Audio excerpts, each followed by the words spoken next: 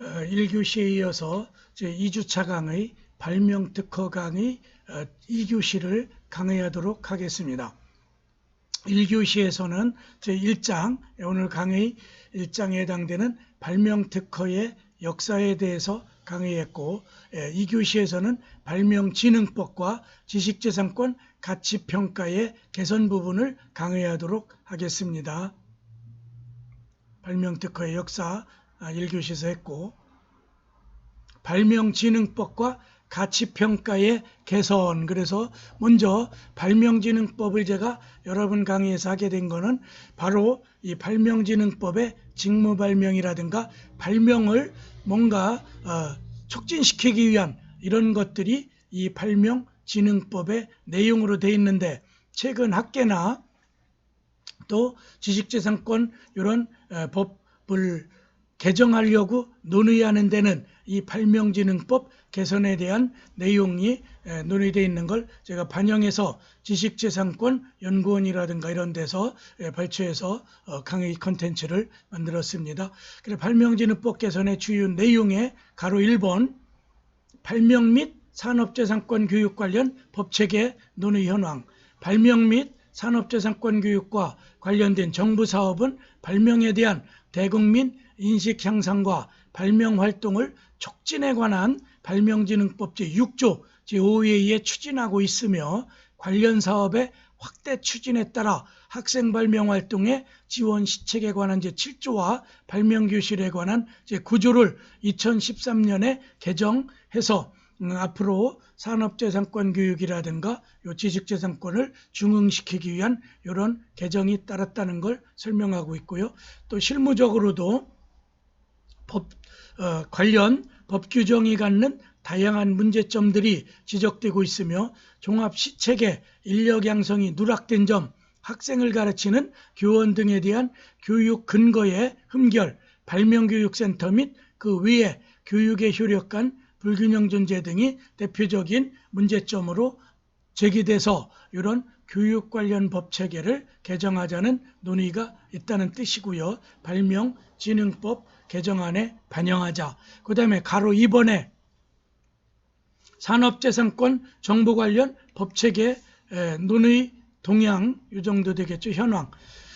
산업재산권 정보화 부분 역시 발명진흥법에서 분법화하려는 논의가 있었으며, 그 제시되는 근거는 두 가지로 정보 관련 법체계를 좀 개정해 놓자, 뭐 이런 논의였던 거죠. 동그라미 1번에 현 발명진흥법 체계에서는 산업재산권 정보에 관한 시장 규모 및 그 수요에 부합할 수 없다는 점을 한번 논의해보자, 이런 거였고요. 또 하나는 두 번째, 산업재산권 정보의 보급 및 활용을 촉진할 수 있는 추진 계획과 이를 효과적이고 구체적으로 추진할 수 있는 근거 마련이 필요하다. 그래서 이러한 정보 산업혁명 내지는 지능정보 사이에서 이 발명진흥법을 조금 나눠서 보려는 이런 거죠. 그래서 산업재산권 정보에 관한 이런 것들을 개정하는 게 어떻냐, 이게 두 번째 법체계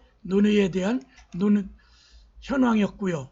그 다음에 동그라미 3번 현 발명진흥법은 발명이라는 권리화 이전의 단계의 창작을 진작하는 것에 목적을 두고 있으므로 산업재산권 정보에 관한 사항을 규정하는 것은 발명진흥법의 법 목적과 보호 범위를 벗어난 것 아니냐. 그래서 이 부분을 떼어서 별도의 발명진흥 정보에 관한 법률 뭐 이런 식으로 분리해 보려고 시도했던 건데, 아직까지는 발명진흥법에 그대로 위치하지 않은 게 다수의 결의인 것 같아요. 그 다음에 가로 세 번째, 산업재산권 서비스 관련 법체계 논의 현황. 2008년 8월 국내 지식재산 서비스업 활성화 및 관련 기업의 육성을 목적으로 한국지식재산 서비스협회를 설립하는 등 최근 지식재산 서비스에 관한 많은 관심이 존재하나, 당시 지식재산 서비스에 관한 사업의 법적 근거가 불명확하는 등 서비스업의 활성화를 위한 많은 제약이 존재하고 있어서 그런 부분을 개선해보자, 이게 또 논의됐던 거죠. 그래 실무적으로 관련 법 규정이 갖는 다양한 문제점들이 지적되고 있으며 특히 연차료, 관련무 등 지식재산 유지관리업의 경우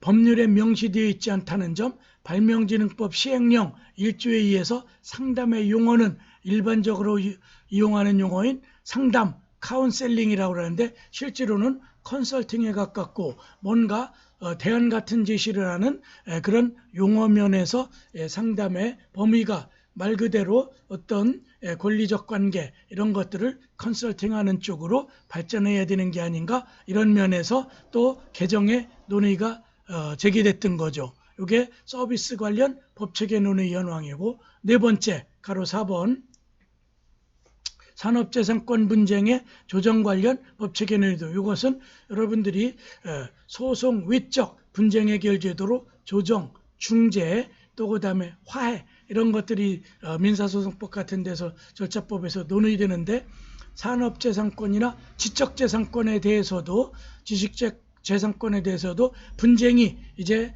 많이 늘다 보니까 그 조정에 관련되는 이른바 ADR 소송 위적 분쟁 해결 제도 얼터너티브 AD 디졸루션 얼터너티브 디스트리뷰트 리졸루션 그걸 줄여서 ADR 또 분쟁 소송 분쟁의 소송 위적 해결 제도 이게 그래서 중재원이라든가 또 아니면은 어떤 그 조정의 확대 그래서 민사조정이나 또 아니면은 형사조정 이런 것 그래서 산업재산권 분쟁 조정제도가 발명진흥법에 명시되어 있으나 동제도의 활용이 활발하지 못한 상황에서 제도적 활성화 방안으로 법체계 문제가 제기된다. 그래서 이런 부분을 활성화하는 방향 그래서 제 개인적 견해는 지식재산권 중재원 이런 것 그래서 이제 무역에 대해서는 대한상사중재원이 있죠. 또 언론에서 권리가 침해됐다라든가 명예가 실추됐다라든가 하면은 언론 중재원이 있죠. 그래서 이제 대한상사중재원은 삼성동의 무역센터 37층에 있고요. 또 그다음에 언론에 대한 언론중재원은 프레스센터 전에 이제 지금 이제 서울신문사 있죠. 시청 옆에 있는 거기에 이제 옛날 방송위원이 뭐 이런 게 있다가 지금 다 목동으로 갔지만은 아직도 언론중재원은 그 한국프레스센터 서울시청 옆에 있는 서울신문사 건물 22층인가에 있죠. 어쨌든 그런 전문적인 중재원이 있듯이 지식재산권에도 그런 게 필요하고 또 그다음에 의료 조정원이 있죠. 조정원. 그래서 이제 의료 분쟁 같은 건 별도의 조정 단계를 거칠 수 있다. 그런 면에서 그동안 ADR에 대한 발명진흥법 개정은 시행령상의 규정을 발명진흥법에 직접 규정하는 선에서 이루어져 왔다는 점에서 한계가 지적되며 제도적 활성화를 위하여 의원위의 물리적, 감정적 접근성 개선 등의 요구가 지속적인 문제로 제기되고 있다. 그래서 이제 향후 이런 발명진흥법 개정이 따른다면은 지식재산 중재원 정도가 설립되는 근거를 마련해야 되지 않을까? 이게 저의 견해고요. 또 가로 7번째에 발명진흥법의 목적, 이거는 앞에 서두에서 설명해야 될 부분인데 발명을 장려하고 발명의 신속하고 효율적인 권리화와 사업화를 촉진하는 데 필요한 사항을 정한 법률, 산업의 기술 경쟁력을 높이고 국민경제 발전에 이바지하기 위해서 발명진흥법을 만들었다. 그래서 제가 발명진흥법을 제 2주차에 강조하고 여러분에 소개하는 건 발명 특허를 진흥시키고 이런데 모법인 역할을 하는 게 발명진흥법이라는 걸 설명하기 위해서 발명진흥법과 지식재산권 가치평가 개선에 대한 걸 설명하고 있는 거죠. 또 8번째는 발명진흥법의 직무발명에 대한 최근의 개정이 있었죠. 종업원, 법인의 임원 또는 공무원 이하 종업원 등이라 그래서 여기서 발명의 주체가 되는 자들이죠. 연구소의 연구개발을 직접 수행한 자들 이걸 종업원 등이라고 표현하고 그 직무에 관하여 발명한 것이 그러니까 그 어떤 유원대학교 연구소 또 유원대학교 내에 어떤 발명 특허 업무를 종사하는 자들, 그러면 그 예산 같은 거는 유언대학교 내 자체 예산이거나 또 외부 과제를 따라 하겠죠. 어쨌든 그렇게 해서 발명이라는 게 형성이 되고 그게 특허권까지 연결될 수 있다면 거기서 그 비용 같은 것은 유언대학교 내지는 그 과제 비용에서 충당하겠죠. 그럴 때 여기에 이제 그 직무 발명으로서 이루어진 이 발명의 보상의 근거, 필수적 보상을 해야 된다는 게 바로 발명진흥법 최근 개정에서 직무 발명자의 보호, 종업원 등 보호하는 거죠. 그게 업무 범위에 속하고 발명을 하게 된 행위가 종업원 등의 현재 또는 과거 직무에 속하는 발명을 여기서 말하는데 그걸 사용자 등이 반드시 보상하라. 그래서 삼성 같은 데에 속해 있더라도 삼성의 SDI 연구소 또 삼성전자에 많은 연구소들이 있죠. 연구원들이 있고 그럼 그자들이 한 그 발명에 대한 필요적 보상을 한 다음에 그걸 발명에 대한 특허권을 삼성이 취득한다라든가 또 유언대학교가 권리를 취득한다라든가 이렇게 하자는 게 직무 발명제도의 개선점이었고 그게 발명진흥법에서 바로 그 필수적 보상제도가 들어오게 된 계기가 된 거죠. 그 다음에 9번째 특허 전담부서, 거기 PT에는 점이라고 그랬는데 전이죠. 특허 전담부서라는 건 각 기업, 대학 이런 데서 특히 여러분들이나 모든 대학 지난 시간에도 했듯이 대학마다 산학협력단이 있죠. 그 산학협력단에서 특허 전담부서도 있고 또 각 대학에서 이루어지는 모든 R&D 연구 개발되는 게 산학협력단을 통해서 권리화 또 그 다음에 사업화라는 그런 취지에서 독립법인을 만들었다고 제가 전 시간에도 설명했죠. 그래서 여기에 특허 전담부서를 산학협력단에 두든 대학의 연구소에 두든 둬서 그런 발명 특허를 진흥하자 이 취지죠. 그래서 사용자 등에서 산업재산권에 관한 기획, 조사 및 관리 등의 업무를 담당하는 그런 전담부서를 여기서 말하는 특허 전담부서라고 한다. 그래서 결국은 사업화 내지는 로열티, 실시료를 받는데 그런 전담부서, 전문가들이 포진하게끔 하자. 이게 9번의 설명이고요. 그 다음에 10번째, 가로 10번, 공익변리사. 그래서 여기 법이라는 건 발명진흥법 제26조의 2에 따라 설치된 공익변리사 특허상담센터에서 업무를 수행하는 변리사를 말한다. 그래서 여러분들이 법률구조공단에 공익변호사가 있고 또 그 다음에 공익의사, 이번에 이제 의사들이 파업하게 된 것도 그걸 이제 공익의사를 지방에 의대를 설립해서 거기서 의사를 배출하고 지방에 10년간 의무적으로 근무하게 하고 그런 다음에 자기들이 일반 의사가 되게 한다. 그걸 공익의사제도죠. 그래 공익변호사제도가 있듯이 그 제도를 문재인 정권의 공약이기도 했고 선거공약. 그래서 그걸 설치하려 했더니 기존의 의사들이 지금 반발하고도 있고 그 다음에 그렇게 해서 어떻게 의사가 늘어난 데 대한 그런 부담감도 있고 또 그 다음에 그런 공익의사가 과연 제도로서 자리를 잡을 수 있는가 이런 데 따른 강한 반발이 있었던 게 이번에 파업 또 의대생들의 시험 거부, 오늘도 의사시험 치는데 거부하고 뭐 그랬다고 그러죠. 뭐 6명인가 밖에 안 쳤다고 그러는데 어쨌든 공익의사제도. 그래서 최근에 발명진흥법에 공익변리사제도를 둬서 이 변리사 특허 전문가, 지식재산 전문가인 변리사들을 파견해서 거기에 일종의 공적 임무를 띄어서 상담도 하고 산업재산권을 발전시키자는 게 이른바 공익변리사 제도였던 거죠. 예. 그래 여기가 이제 지금까지가 뭐냐면은 발명진흥법에 관련되는 그런 얘기였고요. 두 번째는 지식재산권의 가치평가 개선. 이건 제가 최근에 9월 4일 불과 이제 한 일주일도 안 됐죠.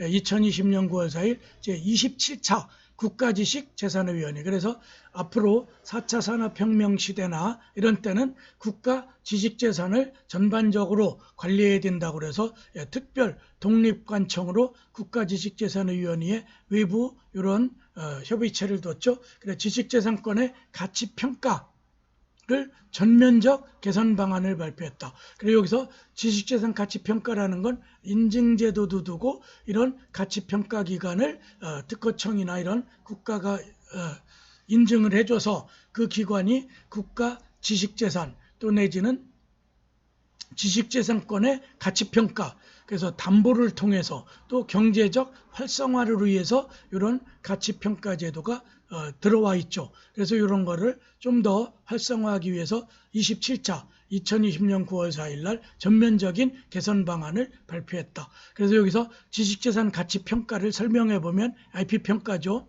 특허 등 지식재산권을 금융거래 대상으로 활용하기 위해 경제적 가치를 평가하는 걸 지식재산 평가라고 한다. 최근에 들어온 지식재산 개념이죠. 그 다음에 가로 2번에 지식재산이 경제 및 기술패권 다툼의 핵심.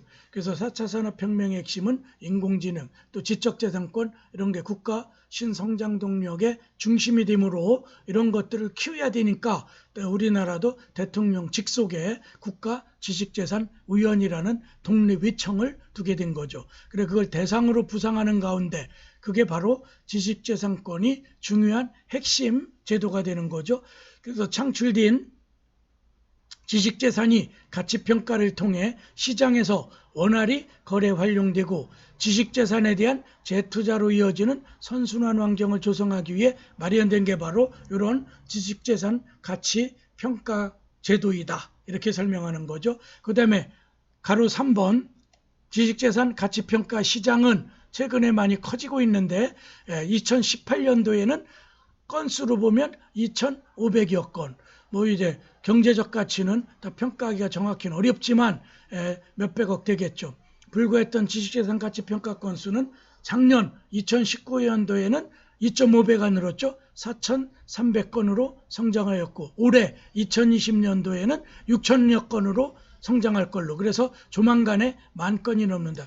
이렇게 이런 지식재산 가치 평가 건수가 는다는 건 그만큼 지식재산권이 중요해졌다는 의미이기도 하고 또 지식재산 가치 평가를 받아서 그거를 담보 유동화시켜서 경제적 하나의 시장을 형성해 나가고 있다. 그리고 여러분들이 연구 역량은 출중하고 또 발명 특허 능력이 충분한 연구소가 있는데 연구 비용이라든가 거기에 들은 인건비 이런 것들을 충당하기에 굉장히 어렵죠. 국가로부터 예산 받기도 어렵고 또 모든 걸 과제를 따낼 수도 없고 그러다 보니까 이 가치 평가를 받아서 가치 인증 기관으로부터 가치를 평가받아서 그런 기술 발명 특허 대상이 되는 그런 기술이라면 5억 상당이다. 그러면 그런 인증서를 가지고 가치평가에 권위 있는 기관의 평가를 통해서 은행에 금융을 일으키고 그래서 담보로 해서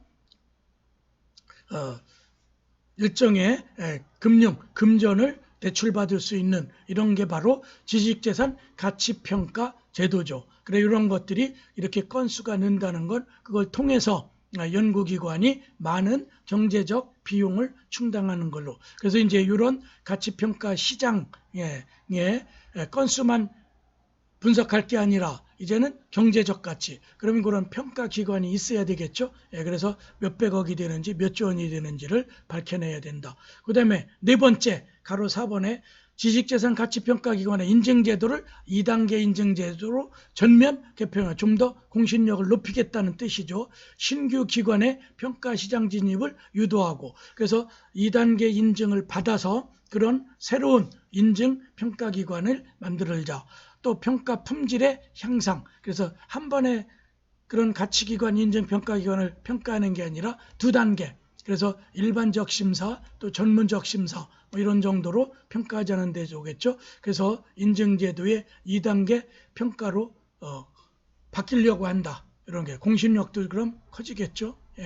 그 다음에 5번째 국내 기업이 보유한 해외 특허를 평가할 수 있도록 스마트 3를 통해 미국, 유럽, 중국 등 주요 특허국의 등급 평가 서비스를 또 온라인으로 제공한다라든가 공개하겠다는 거죠. 그럼 스마트 3라는 이 제도는 뭐냐면 특허의 상대적 우수성을 평가하기 위해 개발된 특허 평가 시스템. 그래서 객관적 평가를 통한 하나의 특허 가치 평가라든가 평가 시스템의 하나를 SMART3에서 이런 하나의 플랫폼을 얘기하는 거죠. 그 다음에 6번째 가로 6번 지식재산 가치평가의 대중화. 그래서 이런 가치평가를 일반화해서 발명특허를 진흥하자는 뜻도 있죠. 개인과 기업의 신규 이용자들에게 온라인 가치평가 서비스를 일부 무료로 제공해서 이런 정보, 또 가치평가, 내가 연구한 기술이 어느 정도의 경제력을 갖고 있는지 이런 가치평가를 무료로 평가해 주겠다. 그래서 여러분들이 이제 논문 같은 거 심사할 때 우리가 거기서 인용 내지는 남의 모방, 거기 표절 이런 것들을 그 프로그램에다가 돌려서 몇 프로 정도의 거기에 인용률이 있다 이런 것들을 하듯이 이 지식재산 가치평가 대중화를 위해서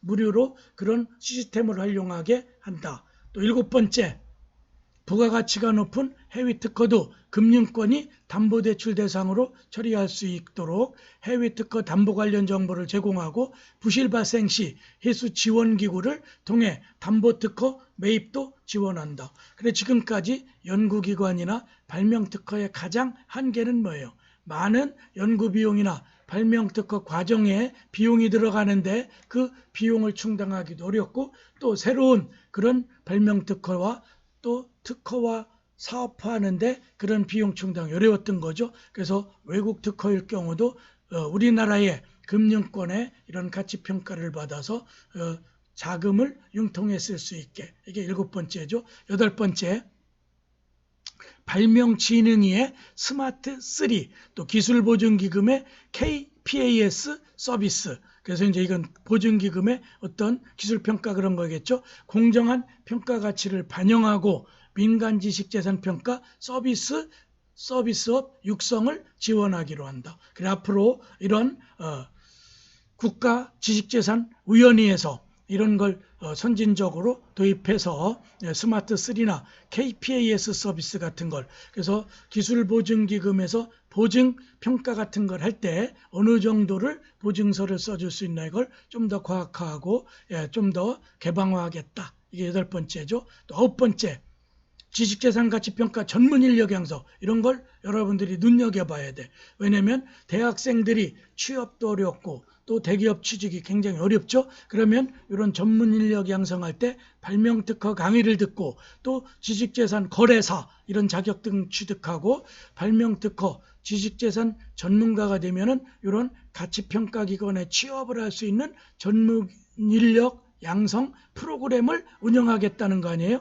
그런 정보를 미리 빨리 얻어야 되죠. 지원하기 위하여 금융권, 변리사업계, 대학 등을 대상으로 지식재산 가치평가 교육과정을 운영한다. 그래서 조만간에 여기 유원대학 또 제가 근무했던 모건대학 내에도 옛날엔 기술 마케팅학과였는데 이과대학에 있었어. 근데 지금 소속은 거기도 지식재산 단과대학으로 명칭이 바뀌었고 지식재산권대학이라고 또 학과 명칭도 기술마케팅에서 지식재산권 학과 그래서 특허청으로부터 연간 5억 정도의 보조를 받는 이 정도의 그럼 지금 유원대학교 내에도 발명특허학과가 있듯이 여기서 발명특허를 제가 이렇게 교양으로서 전 유원대생을 강의로 하기도 하고 또 그 다음에 저의 강의 같은 게 향후 발명특허학과의 정규 3학점으로 편성돼서 그 전문성을 같이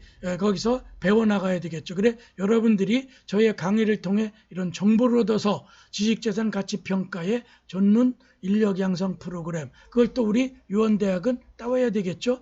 그걸 정부로부터 따서 이런 교육 시스템의 비용을 국가로부터 보조받는다라든가 이게 9번째 여러분에게 아주 중요한 정보죠. 그 다음에 첨단과학기술과 특허권에 관리는 3장인데 이거는 바로 3교시에서 여러분들에겐 2학점 2교시라 사실은 요 강의 여기서 끝나야 되는데 저는 유튜브에다가 용량 제한 없이 올릴 수 있기 때문에 3교시까지 그래서 15학 차주까지 다 이렇게 하진 않겠지만 지금 1주차 그 다음에 2주차에 여러분들에게 전해야 될 정보도 많고 지식도 많고 그래서 오늘 2주차까지는 3교시까지 편성이 될 거예요. 그래서 3교시에서는 제3장 첨단과학기술과 특허권에 관련 여기서는 기술 창업 내지는 또 MT 매니지먼트 테크놀로지 그래서 첨단과학기술이 어떤 건지 이런 것들을 다시 3교시에서 강의해 드리도록 하겠습니다. 잠시 쉬었다가 3교시 강의를 해서 2주차에도 1, 2, 3 세 개의 동영상을 올려놓겠습니다. 잠시 쉬었다 하겠습니다.